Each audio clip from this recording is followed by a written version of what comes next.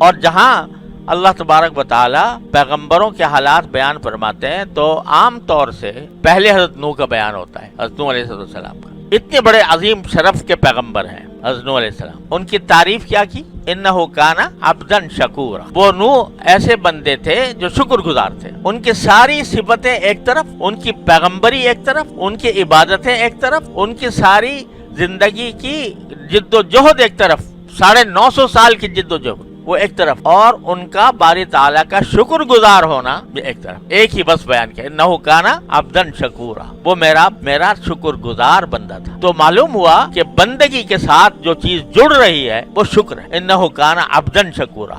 اگر باقی اللہ کے بندے بننا چاہتے ہو، باقی اپنی بندگی کا حق ادا کرنا چاہتے ہو اور اللہ کے بندے بن کر زندگی گزارنا چاہتے ہو تو شکر کو اپنا وظیفہ بنا لو۔ جگہ جگہ قرآن کہتا ہے ان فی ذلک لآیات لصبار شکور، لکل صبار شکور، کہ اس میں آیتیں نشانیاں ہیں کن بندوں کی جو صبر سے کام لیتے ہیں اور جو شکر سے کام لیتے ہیں۔ تو اس لیے جو خزانہ نبی کریم سرور عالم صلی اللہ علیہ وسلم نے بیان فرمایا کہ وہ ہمیں عطا ہو جائے، اللہ میں نے اصل کا شکر نعمت، آپ کی نعمتوں پر شکر کرنے کی ہمیں توفیق ہو جائے۔ اور شکر جو ہے یہ بندے کا شکر گزار بننا، یہ اس طرح ہے کہ یہ تو ممکن نہیں ہے کسی بھی انسان کے لیے کہ اللہ جل جلالہ کی تمام نعمتوں کا وہ گن گن کر ان میں سے ہر ایک کا شکر ادا کرے۔ یہ تو ممکن اس لیے نہیں ہے کہ اللہ کی نعمتیں گنی نہیں جا سکتی۔ خود قرآن کریم نے فرمایا وَإِن تَعُدُّوا نِعْمَتَ اللَّهِ لَا تُحْصُوهَا، اللہ کی نعمتوں کو اگر گننا چاہو گے گن نہیں سکتے۔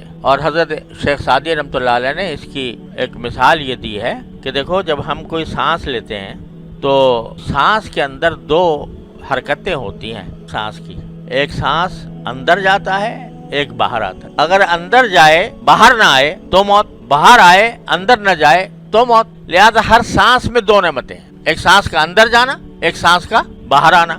تو ہر نعمت پر ایک شکر۔ تو صرف ایک سانس کی نعمت بھی اگر زندگی بھر انسان صرف ایک سانس کی نعمت پر شکر ادا کرتا رہے نہیں کر سکتا۔ ابھی ایک کی کر رہا ہوگا دوسرا آ جائے گا سانس، تو ممکن نہیں ہے، یہ تو ممکن نہیں ہے۔ لیکن کم از کم اتنا تو کرے کہ جتنی نعمتیں اس کو اپنی آنکھوں سے نظر آ رہی ہیں احساس کرے ان کا کہ یہ میرے اللہ کی دی ہوئی ہے۔ اپنے جسم کی نعمت، اپنی صحت کی نعمت، اپنے کھانے کی نعمت، اپنے عزیز و اقارب کی نعمت، اپنے بیوی بچوں کی نعمت، اپنا لوگوں کے اندر محبوبیت کی نعمت کہ لوگ محبت کرتے ہیں، ایک کم از کم اجمالی طور سے انسان تصور کر کے چلتے پھرتے اٹھتے بیٹھتے زبان سے یا دل ہی دل میں اللہ تعالیٰ کا شکر ادا کرتے۔ اللہم لک الحمد ولک الشکر۔ ہمارے حضرت والا فرمایا کرتے تھے کہ ہوا کا جھونکا چلا اچھا لگا، اللہم لک الحمد ولک الشکر۔ ابھی گرمی ہو رہی تھی، یہ چل گیا، اللہم لک الحمد ولک الشکر۔ تو اس کی عادت ڈالے انسان، مشق کرے کہ جب بھی کوئی اچھی چیز سامنے آئے، کوئی اچھی حالت آئے، اچھا واقعہ پیش آئے تو آدمی یہ کہہ لے، دل ہی دل میں کہہ لے اللہم لک الحمد ولک الشکر۔ دل ہی دل میں بھی کہہ لے گا تو انہ علیم بذات الصدور، اللہ تبارک و تعالیٰ دل کے سینوں کے حالات سے بھی خوب باخبر ہے۔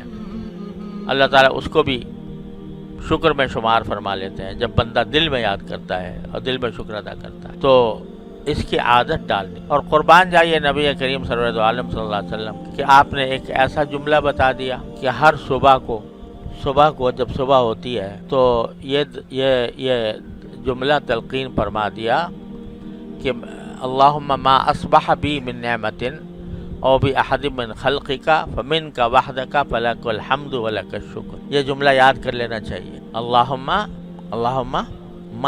ما اصبح بی من نعمت او باحد من خلقک فمنک وحدک فلک الحمد ولک الشکر۔ یا اللہ اس صبح میں، اور صبح سے سمجھ لو دن مراد ہو، اس دن میں جو کوئی نعمت آپ نے مجھے عطا فرمائی یا اپنی مخلوق میں سے کسی اور کو عطا فرمائی، مجھے عطا فرمائی یا آپ کی مخلوق میں سے کسی اور کو عطا فرمائی، وہ آپ ہی کی طرف سے ہے تنہا، فمن کا بہدہ کا آپ ہی کی طرف سے ہے، فلک الحمد ولک الشکر، لہذا ساری تعریف بھی آپ کی ہے، سارا شکر بھی آپ کا۔ تو رسول کریم صلی اللہ علیہ وسلم فرماتے ہیں ہمارے لیے آسانیاں پیدا کر کے تشریف، کہاں تم شکر کا حق ادا کر سکتے ہو، لیکن کم از کم اتنا کر لو کہ صبح کو اللہ تعالیٰ کی بارگاہ میں حاضر ہو کر یہ کہہ دو کہ یا اللہ جو نعمت بھی مجھے حاصل ہے آج یا کسی بھی اور کو حاصل ہے وہ صرف آپ کی طرف سے، لہذا میں حمد اور شکر کرتا ہوں۔ سوشل میڈیا پر سب سے قدیم اور سب سے ریلائبل برانڈ درسقرآن.com